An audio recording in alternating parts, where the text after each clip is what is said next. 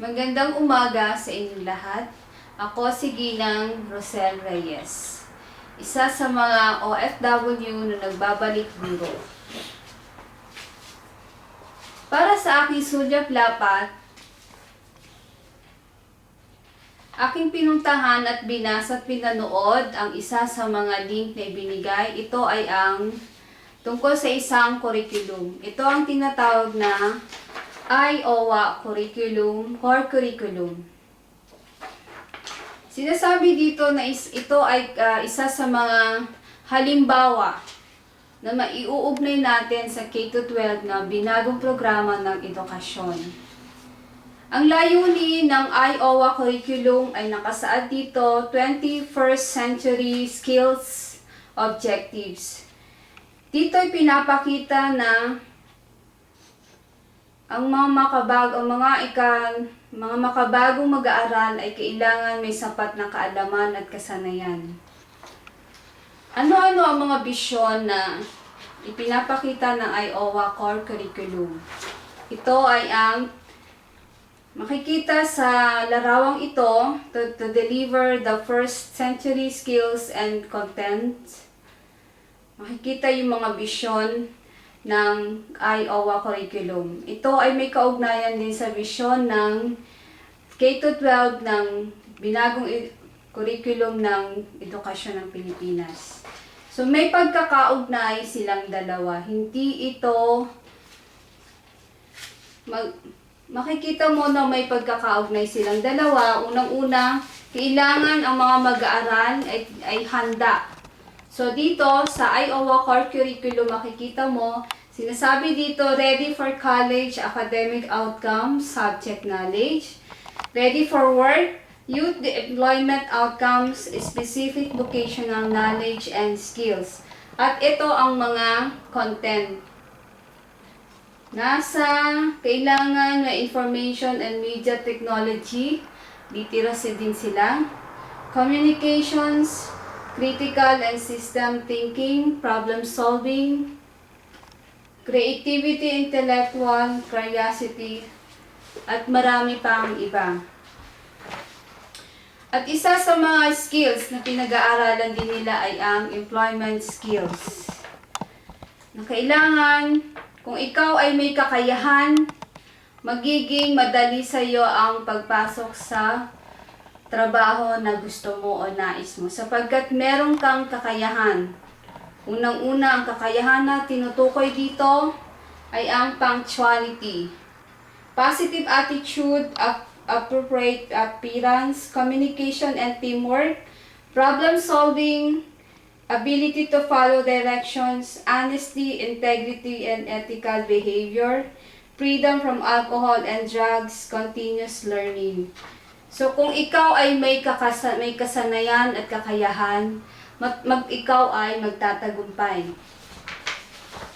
Isa sa mga naging batayan o isa sa mga pinag-aralan na isinagawang pagsasaliksik ng mga researchers, ng mga administrators ng Iowa Core Curriculum, ipinakita nila dito mula sa top 5 new hire skills.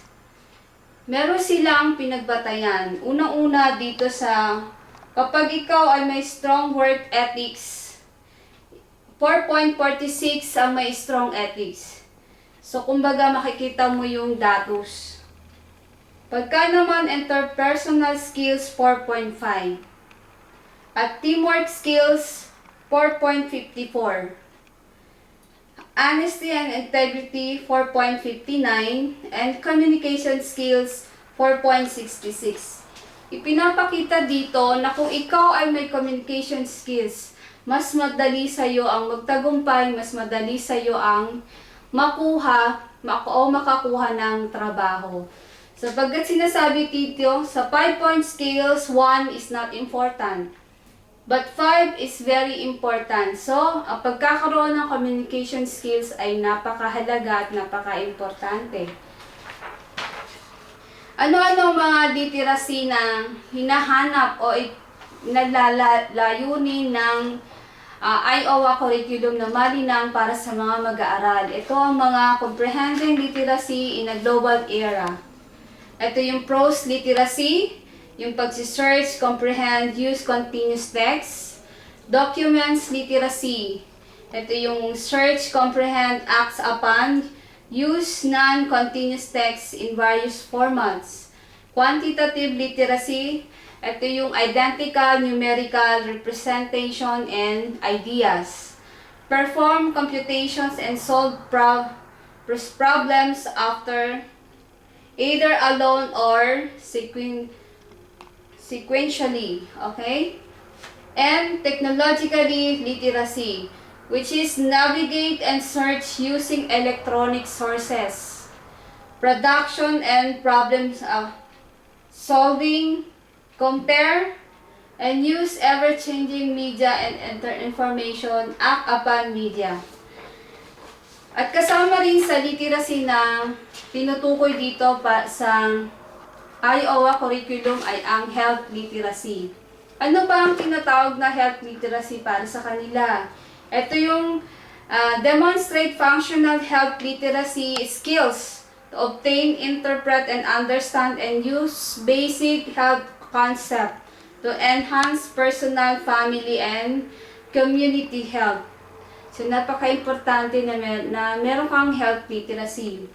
And synthesis, interactive literacy, and social skills to establish and monitor personal, family, and community goals related to all aspects of health. At ito yung halimbawa ng literacy, health literacy. Okay, umiikot siya mula sa home, and then healthcare, setting, community, and workplace, school. So sa loob ng tatlo na yan, nandito ang tinatawag na PROS, preventive, navigation, and clinical. At nandito yung document and quantitative. So, ito yung sa health literacy. So, meron silang bawat isa ay may ugnayan upang maisakatuparan ng pagkakaroon ng health literacy. At kasama rin sa literacy ay ang financial literacy. Napakahalaga ng pagkakaroon ng financial literacy. Bakit? Sapagkat, tinuturo dito, sinasabi, manage money effectively by developing spending plans and selecting and operate financial instrument to maintain positive cash flow. So, dapat marunong ka rin mag-manage ng pera.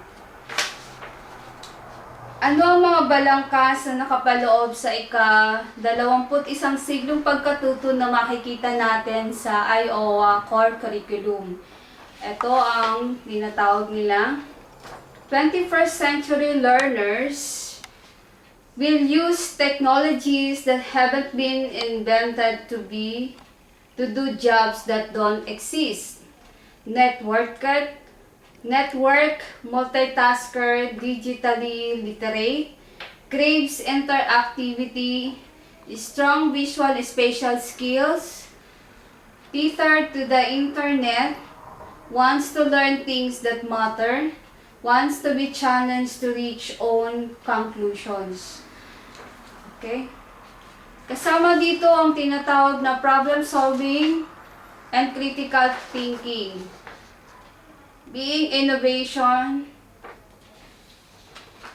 Ito ang isang mag-aaral na may reflective thought, creativity, and design. Pinag-iisipan niya, nagkakaroon siya ng mapanuring pag-iisip at nagiging malikhain at inovatibo siya. At nagiging isa sa mga balangkas sa Iowa curriculum na tinatalakay din nila ay social responsibility and cultural, global and environmental awareness. Isang halimbawa sa larawang ito, sinasabi dito may isa na hindi pa tinatanggap mga bagay-bagay na nakikita nilang pagbabago. Ito yung halimbawa nung unang panahon, ganito ang sitwasyon at ngayon, nagiging aware na ang bawat isa na may mga responsibilidad na dapat harapin na dapat tingnan at maging sa buong global. Environmental awareness. At isa din sa communication and literacy, looking deeper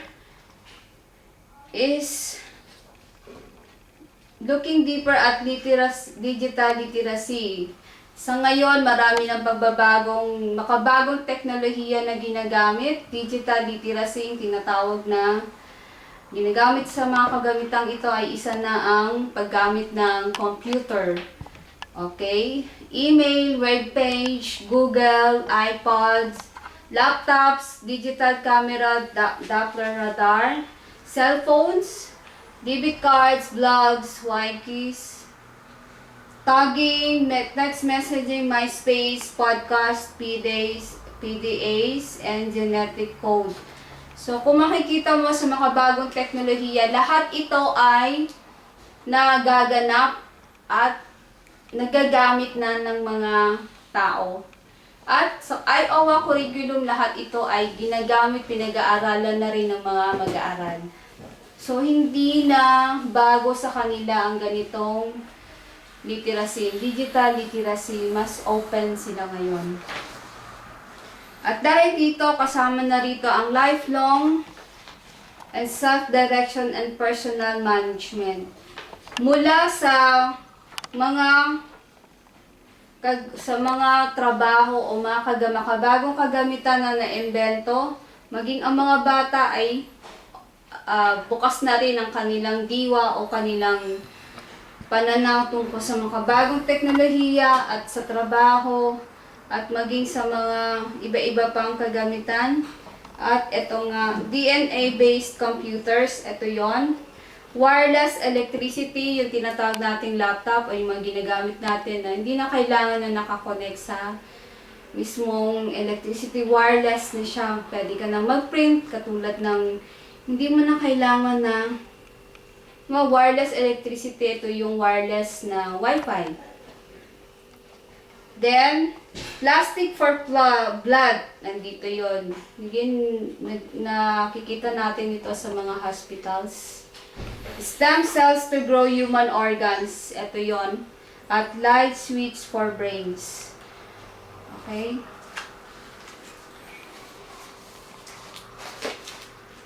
At ano naman ang hamon?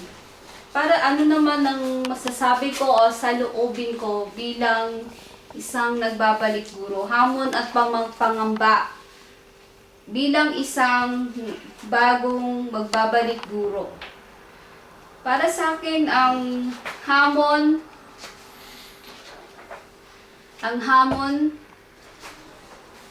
bilang bagong nagbabalik na guro, lalo na sa Pilipino, isang malaking hamon para sa akin ay makadevelop ng isang graduate na mabisang communicator sa Filipino. Kailangan may taglay itong kasanayang makro, tulad ng pagbasa, pagsulat, pagsasalita at pakikinig. Bilang sanay na sa komunikatibong pakikipagtalastasan, nararapat na may kabatiran at kasanayan siya sa 4 na component ng kasanayang komunikative, tulad ng discoursal o yung pakikipagpalitan ng kuro-kuro, gramatika, sociolinguistic at strategy. Sapagkat ang Pilipino bilang pangunahing asignatura sa pagtuturo at pagkatuto, ituturo ito hindi bilang isang wika, kundi bilang isang disiplina o larangan. Nakapaloob sa asignaturang Pilipino ang integrasyon ng nilalaman, kagaya ng bokabularyo, pagpapahalaga at iba pang nilalaman buhat sa iba't ibang disiplina gaya ng aghang panlipunan. Sapagkat ang layunin ng pagtuturo ng Pilipino ay malinang ang kakayahang komunikatibo, reflektibo, pagpapahalagang pampanitikan, kultural na literacy, at patuloy na pagkatuto upang makaagapay sa mabilis na pagbabago na nagaganap sa daigdig. Alang-alang sa pagbuo ng curriculum, ang pangangailangang panlipunan, lokal at global na pamayanan, maging ang kalikasan at pangangailangan ng mga mag-aaral. Dahil ang Pilipino ay kaugnay ng wika, kaugnay ng disiplina ng wika, binagbatayan ng mga teorya at konseptong pangwika na makatutulong sa pagsusuring panlitirasi, katuwang ang mga akdang pampanitikan at tekstong palahad. Kaya nga, isa sa mga hamon tulad ko na nagbabalik guro, isang hamon sa akin ito dahil ang Pilipino ay isang larangang pagmumulan ng kaalaman at kasanayan upang maisakatuparan ang mithiin at kahingian ng ika-21 siklong pagkatuto. Ngayon, bilang isang guro, ano nga ba ang mga hakbang na dapat kong gawin upang mailapat ang ika-21 siklong pagkatuto? Unang-una ay sa pagkatuto, kailangang mailapat ang kaalamang pangnilalaman at pangkasanayan. Ano-ano ba ang layunin ng ika-21 siklong pagkatuto? Una, matiyak na ang mga mag-aaral ay may pangkaalaman na makapagpapalawak at makapagpapalalim ng kakayahan.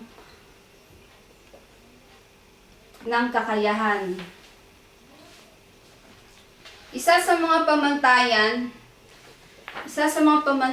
na dapat na malinang din sa mga mag-aaral ay nakapaloob sa pamantayan ng K-12 o yung tinatawag na Core Learning Area Standard. Mula sa baitang 1 hanggang 6, ang batayan ay nagagamit ang wikang Filipino upang maunawaan at maipaliwanag ang mga kaalaman sa araling pangnilalaman. Magamit ang angkop at wastong salita sa pagpapahayag ng sariling kaisipan, damdamin o karanasan ng may lubos na paggalang sa kultura na nagbibigay at tumatanggap ng mensahe.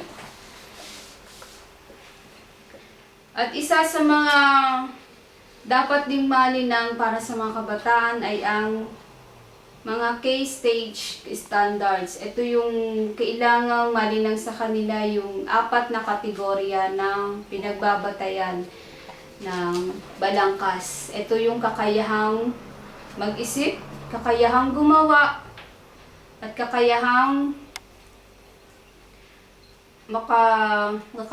na mamuhay sa daigdig.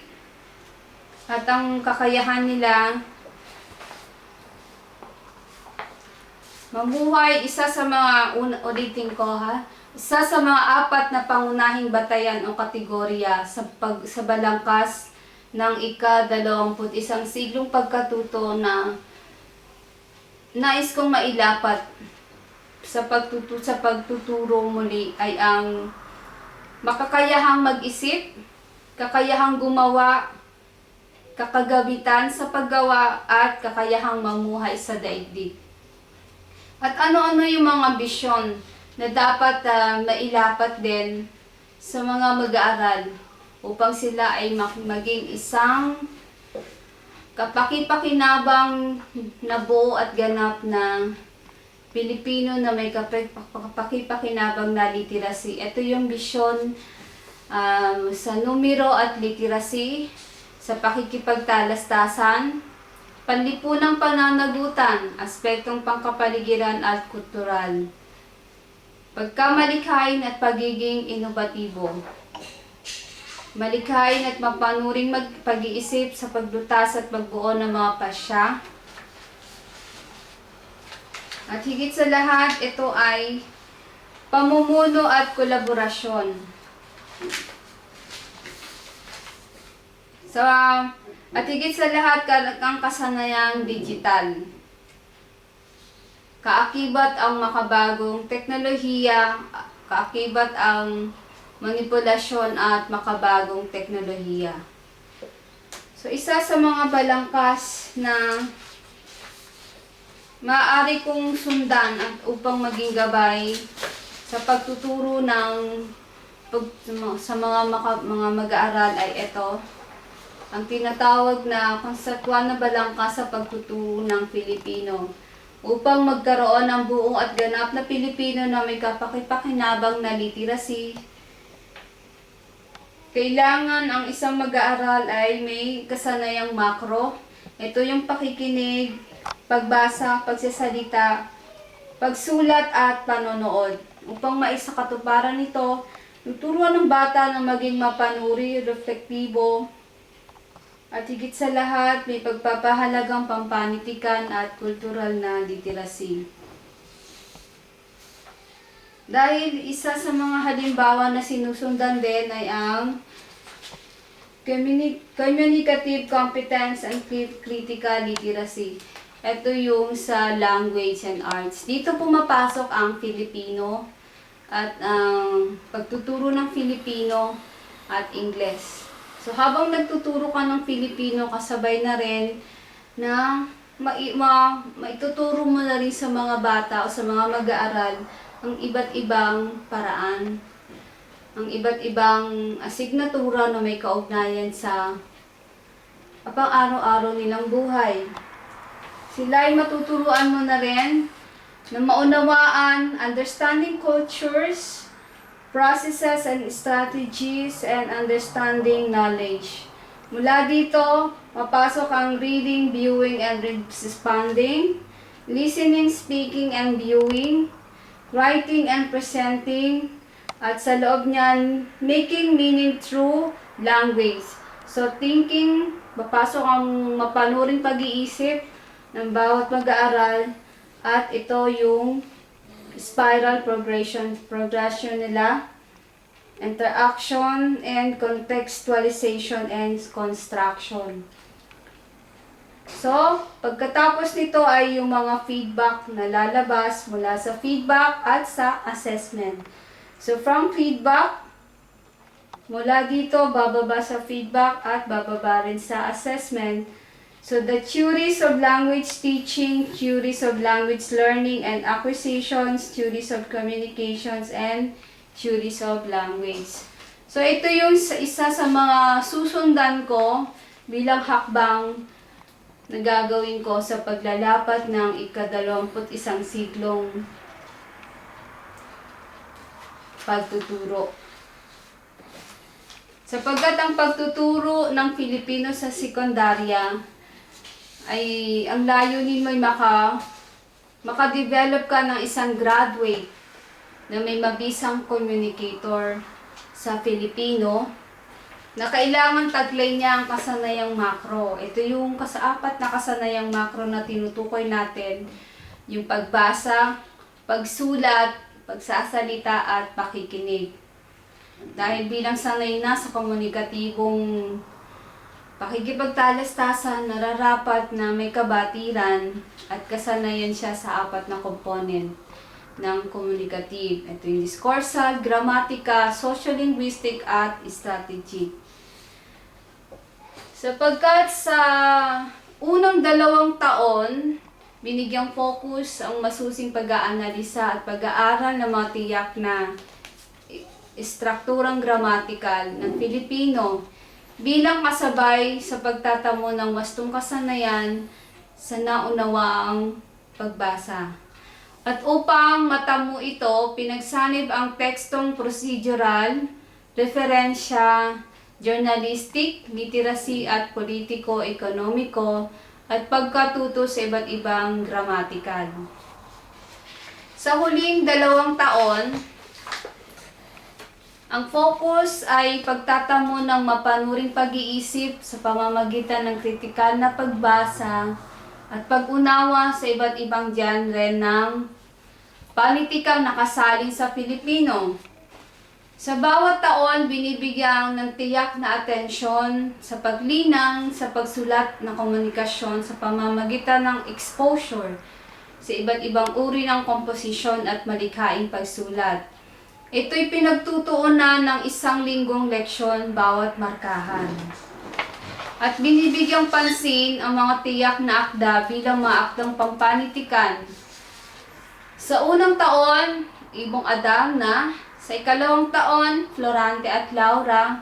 Sa ikatlong taon, Noli Me Tangere at sa ikaapat na taon, El Filibusterismo. Pinagtutuunan ang mga akdang ito ng 2 linggong sesyon sa bawat markahan. At binibigyang pansin sa 4 na pag-aaral sa Filipino ay ang pagtatamo ng kasanayan sa akademikong wika. Hindi nagkakaroon ng radikal na pagbabago sa content ng Filipino bilang subject sa level sekundarya. Binibigyan lamang ng focus ang maunawaang pagbasa sa tulong ng iba't ibang uri ng text upang malinang ang kasanayang lingwistika ng mga mag-aaral. Sa panitikan, tinitiyak lamang ang batayan at sukatan ng pagkatuto tulad ng mga tiyak na tema, pamantayan at simulain. So ano ang layunin ng ika-21 siglong pagkatuto? Ito yung may kaalaman, kasanayan, saloobin at pagpapahalaga at etika. Yung mga bisyon ng ika-21 siglong pagkatuto, ito ay nahati sa 2. Ito yung numero at literacy. May mga pagkakataon na sila ay kailangan nilang maging literate o magkaroon ng literacy sa iba't ibang aralin. Sa pakikipagtalastasan at higit sa lahat, palipunang pananagutan at aspektong pangkapaligiran at kultural. Kamalayang global, pagkamalikhain at pagiging inovatibo. Okay? So ngayon, ang balangkas ng ika-21 siglong pagkatuto ay may 4 na kategorya itong pinagbabasihan. Ito yung kakayahang mag-isip. Sa kakayahang mag-isip, kailangan ang mag-aaral ay maging malikhain at inobatibo, kritikal na pag-iisip at marunong silang humarap. Paano nila haharapin ang suliranin at bubuo ng desisyon. At ang pangalawa ay kakayahang gumawa. Ano yung mga kakayahan nilang gumawa? Ito yung pagiging komunikatibo, kakayahang kolaboratibo o pagiging kabilang sa isang pangkat. At ang pangatlo ay kagamitan sa paggawa. Ito yung kamuwangang impormasyonal na nakasandig sa makabagong teknolohiya. At ang pang-4 ay kakayahang mamuhay sa daigdig upang makapamuhay sa daigdig ng ang mamamayan sa perspektibong lokal at global, pananagutan at pampamayanan, kabilang ang kaalaman at kasanayang kultural upang palaguin ang sarili at ang trabahong naghihintay sa hinaharap. Okay, dyan po nagtatapos ang aking presentasyon tungkol sa sulyap-lapat na aking pinagbatayan ay binasang impormasyon at ito ay inihalin tulad ko at naunawaan ko din bilang isang guro na ilang taon din na hindi nakapagturo at ngayon ay muling magbabalik sa pagtuturo.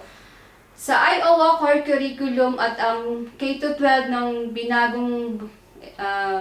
binagong programang ng edukasyon, may pagkakahalin tulad sila o halos iisa ang kanilang layunin. Ito ay makabuo ng isang buo at ganap na mamamayan na may kapaki-pakinabang na literacy at nakakaagapay sa mabilis sa pagbabago na gaganap sa daigdig. Maraming salamat po sa inyong lahat.